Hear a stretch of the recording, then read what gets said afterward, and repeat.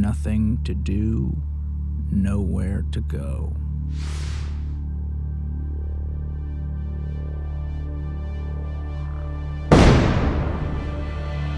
Hey YouTube, Brandon Ascari here, coming at you with another episode of, wait, you guessed it, Ascari Digital's Content Creator Academy, where it is our goal to educate and inspire you to being the best freelancer that you could be.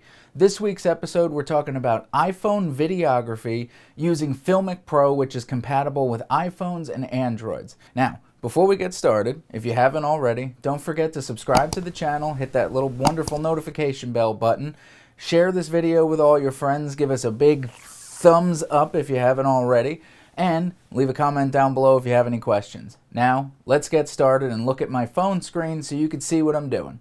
So now that we're looking at the app, you'll see the first two things are resolution and frame rate. What we'll do is we'll go into resolution first, and you'll have the option to choose what size you want your image file to be. So you could start with 1080p, that's full HD, you have 2K, 3K, and 4K. I would recommend only using 1080 or 4K. I chose to set mine to 4K because that's what I like to upload my YouTube videos at. But if you want to save on storage and you don't have as much room on your phone, then go with 1080p. Now, let's look at frame rate. If you want to shoot in standard cinema, 24p would be the one that you want to go with. Standard television is 30 frames per second. If you want to start diving into slow motion, you could choose 60 frames per second and higher. I chose to shoot at 60 frames per second, not for slow motion, but because I wanted it to help smooth out the movements of the camera. Shooting at higher frame rates gives you more data, as we've talked about in previous episodes, and so I chose to do this so that way I could take a look and get my footage a little smoother while I'm shooting without going into slow motion. Now you do have the option to look at audio on this. For this I chose not to worry about it because all of this is going to have music underneath, sound effects, and a voiceover that I record in a later episode when we talk about the post-production side of phone videography. Then the only other things that I'm going to look at is stabilization, which you always want to have turned on. That helps you get much smoother footage with your phone. And then you want to look at grid lines. I always turn grid lines on because it helps me stay within the rule of thirds. That helps me get proper framing and make the image look more pleasing. So go ahead and make sure that you turn that on, and then let's move over to our actual camera settings, similar to the video that we talked about before with the shutter speed, the ISO, and the aperture. So when you're on the left side, when you click on the options, you'll have either the shutter speed or the ISO. So you can go ahead and play with those wheels until you get the exposure that you think is best. On the right side, you'll see zoom and focus. Now when it comes to phones, I don't recommend zooming because usually zooming means you're losing a lot of quality because it's not a proper optical zoom lens. It's a digital zoom, which means you always lose resolution as you start zooming in. The other option is focus. Now with this, it'll help you set if you want your focus closer, farther away, whatever you want to do with that. Most importantly though, you will want to set your focus to where your subject is, maybe the item that you're getting a B-roll shot of like we did with the park shift and we did with the stiletto. Now the other thing that you could do with the focus that we chose to do was start with the shot out of focus and then slowly as we're recording play with that wheel and move it into focus to give us a nice little effect that you wouldn't get normally just shooting with a phone. Then let's not forget about color temperature. You want to make sure that you are setting your white balance properly to reflecting the color temperature of the light around you. Now for this, we were using the sun as our key light, so what you would want to do is set your color temperature or your white balance to 5600 Kelvin.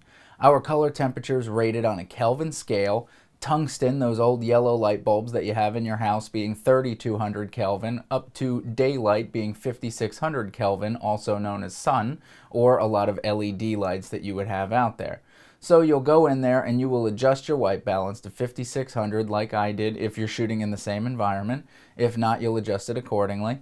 Your fluorescents are somewhere in between there in the 4000 to 4500 range in case you're filming in like a kitchen or an industrial building where you have those fluorescent tube lights that you would see. Alright, so now that you have your shutter speed, your frame rate, your ISO, your focus, your white balance, your resolution, the stabilization, the grids are on, you have your frame rate set, everything's set. Now it's time to start recording. So you can go ahead and hit the record button on your phone after you've framed up your shot, made sure everything looks the way you want it to inside the frame, and then go ahead and start practicing. Now what I did with this was I started doing camera moves. So I started slowly walking towards my subject, walking away. I started doing a pan around my subject. I started doing a couple of things to help add movement to the shot. Because we're only doing this all with our phone, we need to make sure that we're playing to the strengths. Whereas in Premiere Pro, my usual video editor, I could do digital zooms in post without losing too much quality. I think the phone version of it, Premiere Rush, that I'm going to be using in the next episode, is a little limited on setting keyframes and doing things like that. So I chose, because the phone has great stabilization, to enable that on the phone and try and walk as smoothly as possible, so I didn't have to try doing any crazy, zoom effects in post, because I might not be able to, staying in those limitations.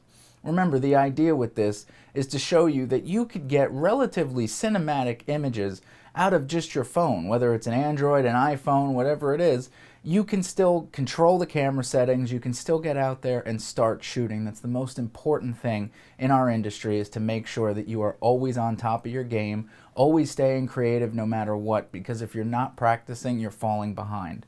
So make sure that even if you only have access to a phone, especially now, you're still getting out there, you're still staying inside, you're shooting, you're practicing, making sure that what you're doing is going to improve.